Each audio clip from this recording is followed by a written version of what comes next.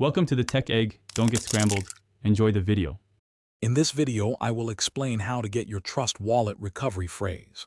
First, understand that this phrase is crucial for accessing your digital assets. It's a unique 12-word sequence that acts as your wallet's master key. If you lose it, there is no recovery process, and your funds will be inaccessible forever. Therefore, securing this phrase is paramount for any crypto holder. We will guide you through the exact steps to safely retrieve it from your active wallet. To begin, open your Trust Wallet application on your smartphone or tablet.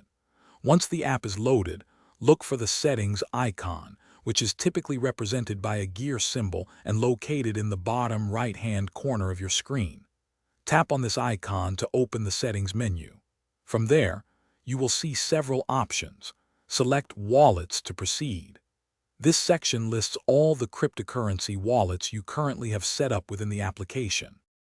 Now, from the list of wallets, select the specific one whose recovery phrase you wish to retrieve. Next to the wallet name, you'll find a small icon, often 3 dots or an I for information. Tap on it.